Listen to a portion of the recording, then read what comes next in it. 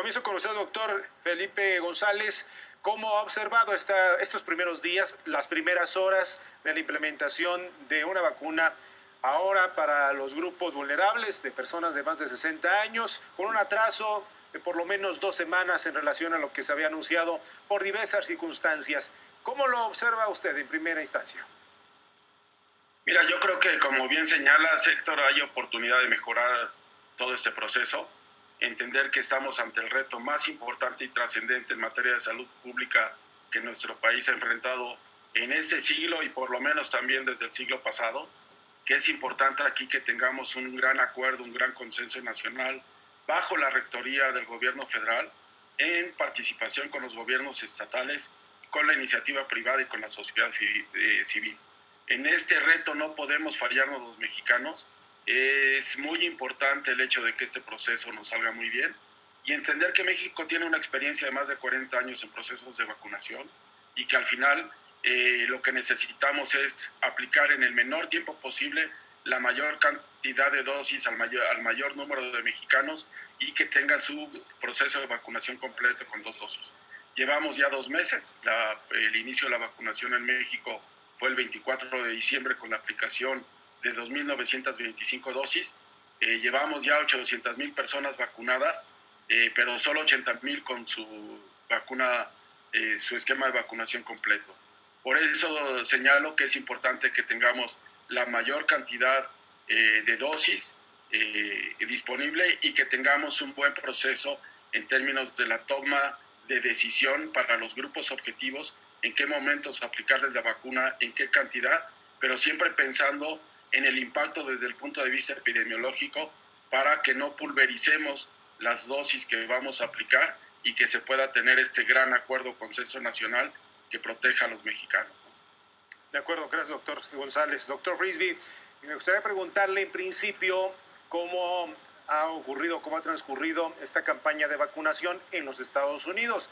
Habrá que mencionar que no quisiéramos hacer la comparación de lo que significa el poder económico de una nación como Estados Unidos y lo que está ocurriendo en nuestro país. Ya encontraremos las posibilidades de alcance o de aprendizaje para el gobierno de México lo que está ocurriendo en Estados Unidos, con todo estas diferencias que le acabo de mencionar. ¿Cómo están ahora ahí en Estados Unidos, doctor Frisby? Mira, Héctor, cuantitativamente, desde luego, Estados Unidos está muy por arriba de México y porcentualmente también, pero cualitativamente no. Si tú ves las curvas, son curvas simétricas que en cantidad sí hay un diferencial, pero efectivamente, porque aquí en Estados Unidos, bueno, pues tenemos 2 sitios en los cuales se están produciendo vacunas, ¿no?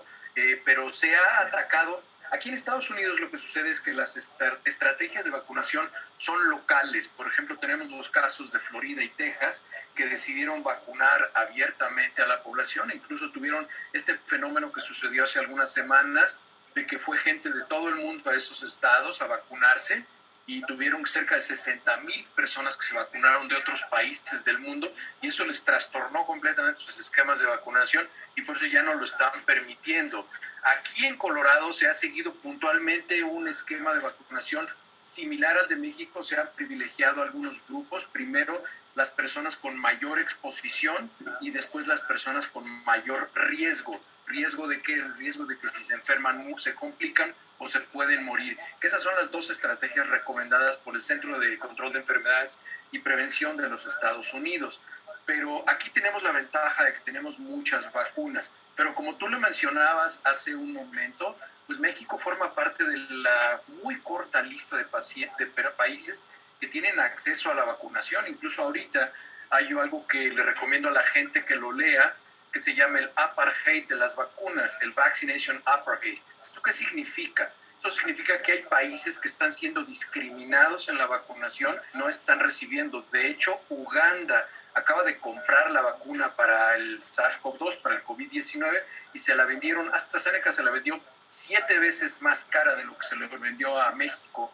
Entonces, porque están tratando de recuperar lo que no pudieron ganar. Entonces hay un diferencial muy grande en el mundo y es por eso que nos vamos a tardar en llegar a ese 67-70% de vacunación que necesitamos para alcanzar la inmunidad de rebaño, porque debemos de estar conscientes que esto no es un problema de México, de la Ciudad de México o del continente americano, esto es un problema mundial y tenemos que unirnos todos y trabajar en equipo.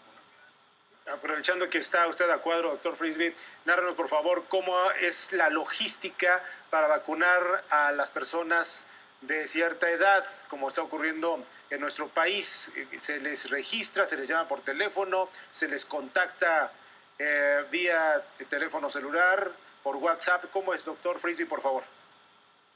Fíjate que aquí la ventaja que tenemos sobre México es que pues prácticamente el acceso a los medios electrónicos, al internet, pues es universal.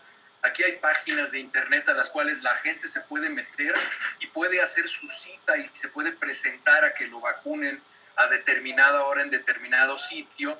Entonces, bueno, pues no se pueden formar las filas como se forman en México, porque mucha gente no tiene acceso a medios electrónicos. Además que pues no se puede aquí, porque ahorita, por ejemplo, estamos a 24 grados bajo cero, y entonces, pues bueno, no es imposible prácticamente logísticamente pararte afuera, ¿no? Entonces, eso es muy importante entenderlo, y a mí me entusiasma mucho, supongo que al doctor también le entusiasma, al doctor González, que la gente esté aprendiendo que la salud pública es un juego de ajedrez. No es lo mismo las vacunas que la vacunación.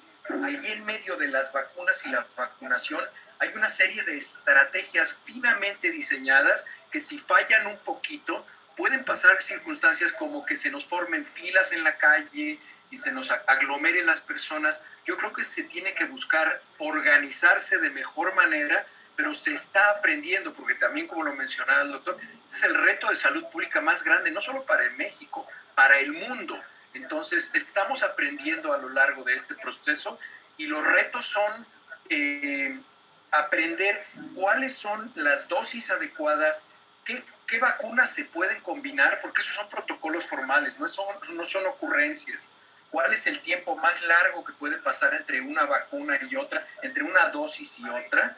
¿Y cuál es la respuesta ideal que debemos buscar en cada grupo de personas? Ahorita, en México, yo creo que se compraron como 100 millones de vacunas, de esquemas de vacunación, es decir, dobles dosis, y se está olvidando a los niños. Tarde o temprano a los niños se les va a tener que vacunar, y los niños son hiperinfectantes, es decir, no se enferman, pero por la dinámica que tienen de transportación, ellos infectan a mucha gente. Entonces va a haber una estrategia en poco tiempo de vacunar a los niños. Sobre este mismo proceso, me llamaba la atención, doctor, lo que mencionaba en su primera intervención. México tiene una tradición de hacer bien las cosas en materia de vacunación, pero esto es sin precedente. La cantidad de personas que tienen que vacunarse en poco tiempo, pues se habla de que antes de que termine el año, no sabemos si es que se va a lograr, se tengan que estar vacunando pues al 75% de la población de los 126 millones de habitantes que estamos en la República Mexicana. ¿Se está haciendo lo correcto con algunas de las situaciones que han ocurrido con el atraso de la llegada de diferentes vacunas? ¿Se está haciendo lo necesario, doctor, con la coordinación que usted mencionaba de diferentes sectores? Mira, yo creo que es claro y coincido con el doctor Frisby, pero aquí hay conceptos interesantes que sí valdría la pena poner sobre la mesa. Uno, accesibilidad, ¿no? Ya hablaba de que hoy al menos hay poca producción de vacuna y hay muchos países queriendo ir a buscar las vacunas. Yo ahí celebro el papel que la Secretaría de Relaciones Exteriores, que la Subsecretaria de Relaciones Exteriores, el propio canciller Ebrard han tenido, porque al final México ya tiene acceso a las vacunas como tal, tiene contratos firmados, contratos establecidos y por lo menos se ha garantizado el contar ya con las vacunas. Ese es un punto importante. El segundo tema que hablaba el doctor Frisby, que estoy totalmente de acuerdo, que yo lo señalé, es una cosa es tener la vacuna y otra cosa es el proceso de vacunación. Y tú bien señalabas, pues hay que vacunar en ese año a la mayor cantidad de mexicanos posibles para alcanzar un impacto mayor en términos de la vacunación. La pregunta es, ¿México tiene experiencia para hacer eso, sí o no? Yo te diría, claro que se tiene. No se nos olvide que en 3 meses, todos los años en este país se vacunan a 34 millones de adultos mayores, de personas con enfermedad crónica, de menores de 5 años, contra la influenza. y tenemos acceso a 34 millones de dosis de vacuna contra influenza, pero también se aplican las 34 millones de vacunas en un sistema nacional de salud que es de tipo integracionista, donde están instituciones tan sólidas como el Seguro Social, el ISSSTE, los servicios de atención médica de Pemex, de la Secretaría de la Defensa, de Marina, pero también el subsistema privado de salud. Entonces, este Sistema Nacional de Salud sí tiene la capacidad para vacunar. ¿Qué necesitamos? No perder esa expertise. Y hoy, por ejemplo, hay instancias que valdría la pena analizar el que deben de estar presentes. Uno, el Consejo de Salubridad General. Dos, el Consejo Nacional de Vacunación, que son expertos en vacunación de todas esas instituciones, del sector académico también, de la parte privada, de también lo que sería la sociedad civil. Y al final, también hay los consejos estatales de vacunación.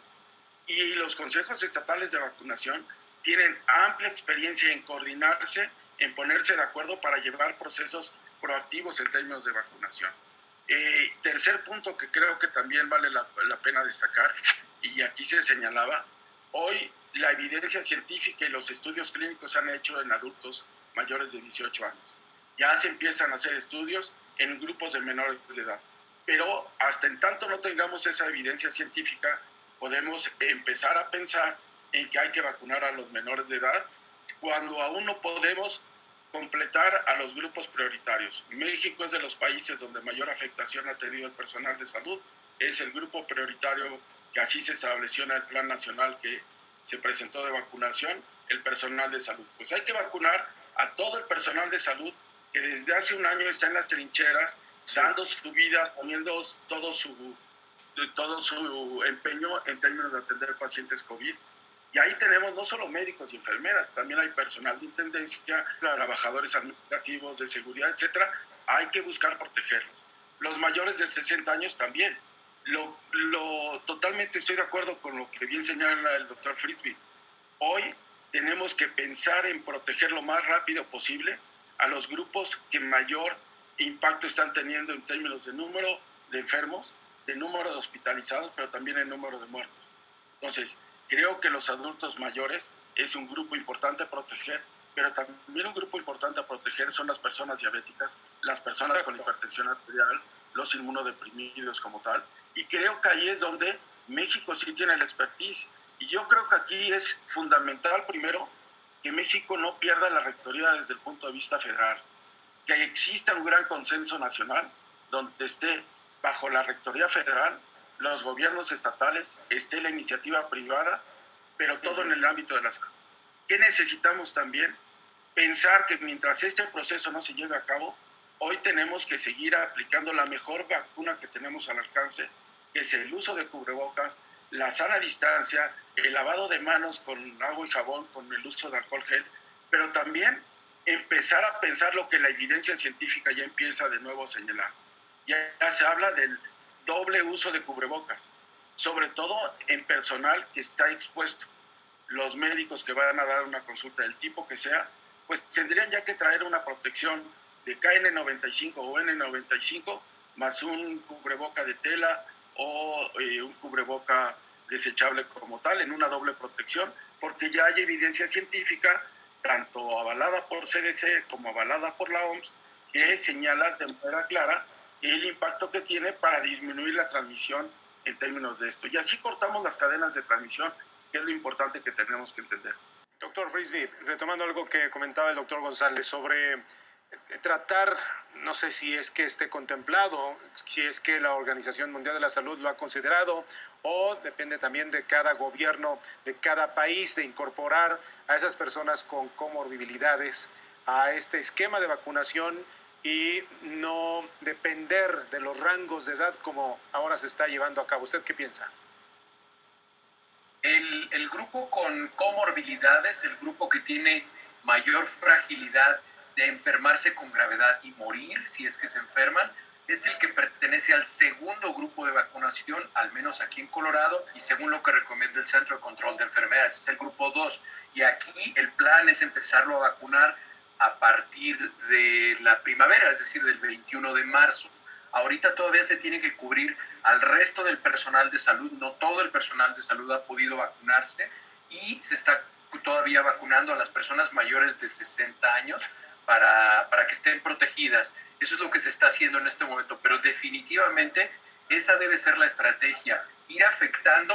Las estrategias son vacunar a las personas que tienen el mayor riesgo de infectarse, enfermarse de gravedad y morir. Esa es la cadena.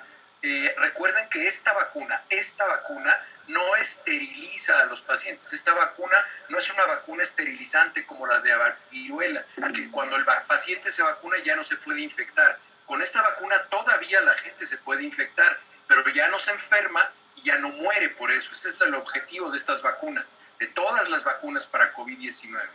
Pero los pacientes que se vacunan tienen que seguir utilizando el cubrebocas.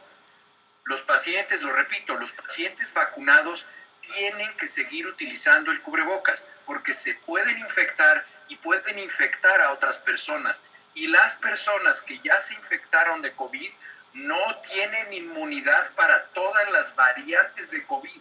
Tienen protección para la específica variante por la que se infectaron y se enfermaron. Y se pueden infectar hasta 3 veces más de otras 3 diferentes variantes que ya están circulando en el país, en México. Entonces, una persona que se vacuna está cubierta para todas las variantes de COVID conocidas hasta el momento, para que ya no se enferme y ya no muera. Una persona que se enferma se puede infectar de cualquiera de las otras variantes, puede enfermar con gravedad y puede morir. Entonces, son conceptos muy importantes que entienda la gente. Infección, enfermedad y muerte. Son 3 conceptos completamente diferentes y la vacuna nos protege contra la enfermedad y contra la muerte. No nos protege contra la infección y contra la transmisión de la enfermedad. De acuerdo. Doctor Frisby, doctor González, se nos vino el tiempo encima. Muchas gracias a los dos por su participación y seguimos platicando, por supuesto.